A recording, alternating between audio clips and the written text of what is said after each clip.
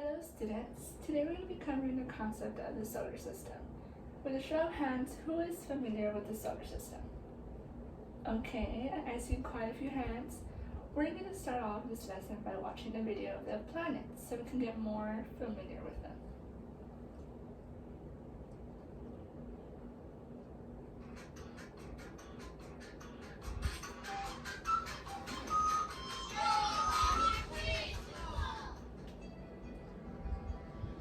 Our solar system.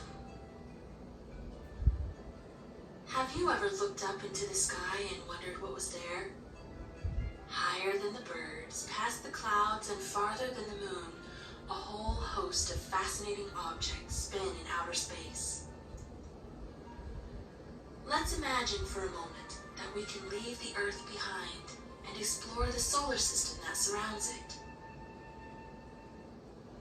We call it the solar system because everything in it is centered around the sun, and solar means something to do with the sun.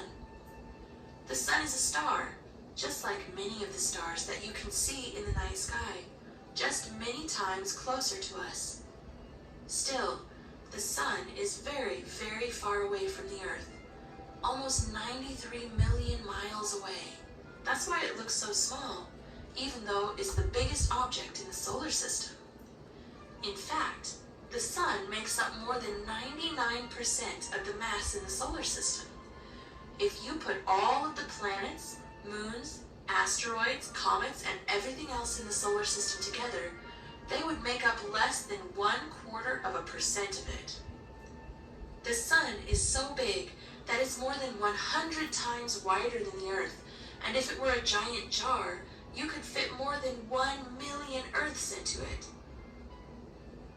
More than that, the sun is what holds the solar system together. Its massive gravity is what keeps the Earth and all the other planets circling around it instead of drifting off into space. The sun is also what allows us to live on Earth. Without the sun, there would be no heat. There would be no light.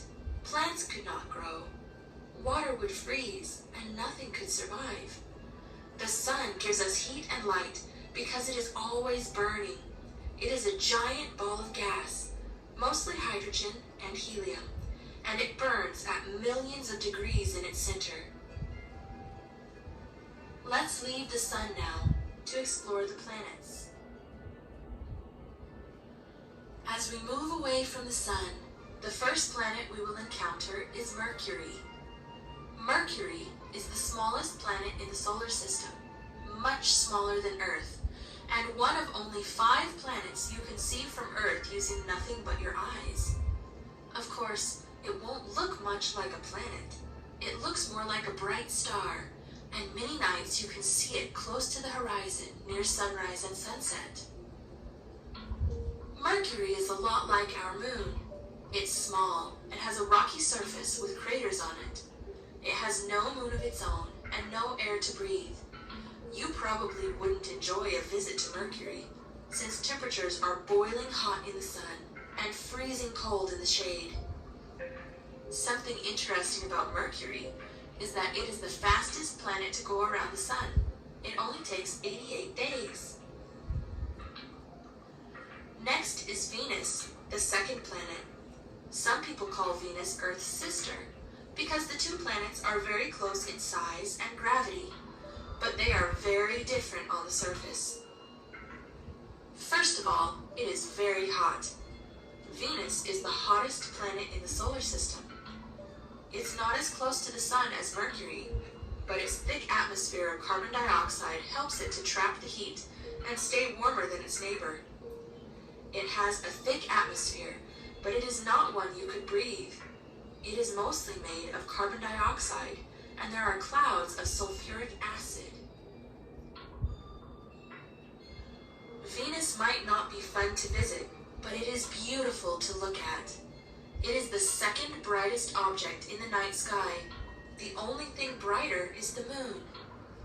If you are looking at a sunrise or a sunset and suddenly notice what looks like a very bright star, you are probably looking at Venus. After Venus comes Earth, the third planet from the sun. Of course, you know all about Earth because that's the planet where we live. Earth is what's called a Goldilocks planet because it's not too hot and not too cold. It is just right. As far as we know, Earth is the only planet to have living things. Let's leave Earth again for a moment though, and visit Mars, the fourth planet from the Sun.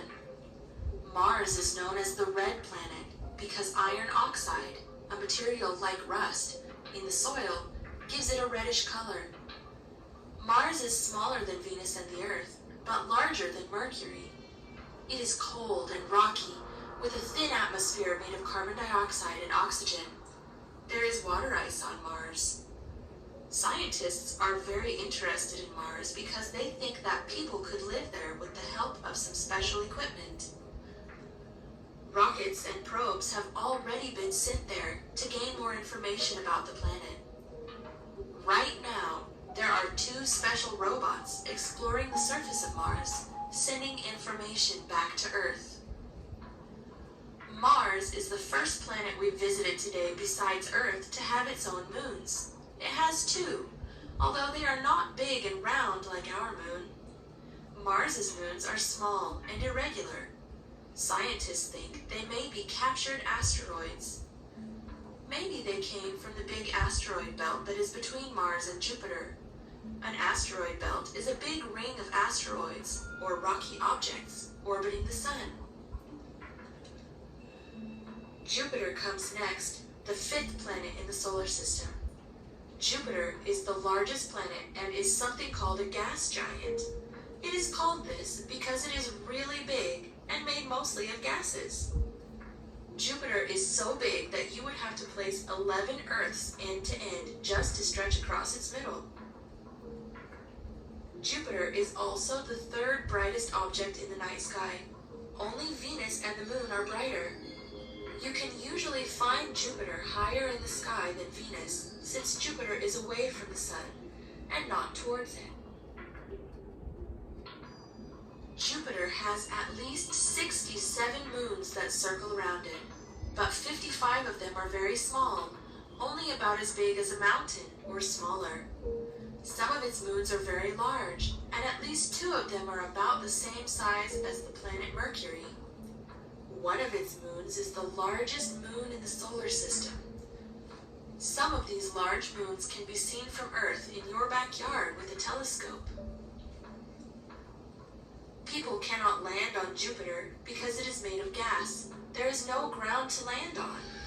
Even if there was somewhere to land, Jupiter is covered by terrible storms, much stronger than even the strongest storms on Earth. One storm that we know about can be seen from Earth. We call it the Great Red Spot because that's what it looks like, and it has been going on for at least 200 years. After Jupiter comes Saturn, another gas giant. Saturn is famous for its beautiful rings. Although they look solid from a distance, the rings are actually made from many, many small ice particles, as well as rocks and dust. Saturn also has more than 60 moons orbiting around it, some as large as the planet Mercury, and many smaller. Something interesting about Saturn is that even though it is very large, it is not very dense. That means that if you could find a bathtub large enough to put Saturn in, it would float instead of sink. Saturn is the farthest planet that can be seen from Earth without the help of a telescope. After Saturn comes Uranus, the 7th planet from the Sun. Uranus is another gas giant, but it is much smaller than Saturn and Jupiter. Unlike any other planet in the solar system, it is tilted so much that it actually spins sideways. Uranus has rings around it, although they are much smaller than Saturn's, and 27 known moons. Uranus is covered in blue clouds made of methane, which give it its lovely color. Very similar to Uranus is Neptune, the 8th planet from the Sun. Neptune is another gas giant, And like Uranus, it has methane in its atmosphere, so it also looks blue. Neptune is a darker blue than Uranus, and scientists aren't sure why. Neptune has a few thin rings and 14 moons that we know about. Because Neptune is so far out in space, it takes it a very, very long time to go around the sun. Remember Mercury, that only takes 88 days to go once around the sun? Poor Neptune takes over 164 years to finish an orbit around the sun. The last time that Neptune was in the same place it is now was before the American Civil War, before computers, phones, airplanes, or cars had been invented. Neptune has the longest orbit of any planet in the solar system. Now you may think that I've forgotten someone. Pluto. Pluto was discovered in 1930 and was listed as the 9th planet in the solar system. As it was studied longer, scientists realized how small it is. It is much smaller than any other planet in the solar system, and even smaller than many other moons. Plus, people started to discover other small, rocky planet-like objects in space near Pluto. Some of them were even bigger than Pluto. In 2006, after 76 years being listed as a planet, Pluto was declared a dwarf planet to show that it was something that was like a planet but much smaller. There are at least 6 dwarf planets in the solar system, and possibly many, many more. That leaves us with 8 official planets in our solar system: Mercury, Venus, Earth, Mars, Jupiter, Saturn, Uranus, and Neptune. I hope you enjoyed exploring the solar system with me today. Goodbye till next time.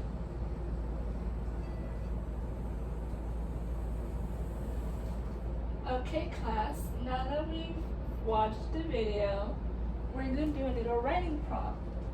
You're going to answer the following questions. The first question is there something new that you have learned from the video that you may not have known before? And the second question is, how are the positions of the planets related to the sun? I will give you a few minutes to answer these questions. You just have to write a little paragraph, nothing long, and we'll be back to discuss what you have learned. Okay class, time's up. Now we're going to be discussing your observations, and we're going to share them with the rest of the class. After we discuss, we're going to do a little activity, and that will be the end of our lesson for today.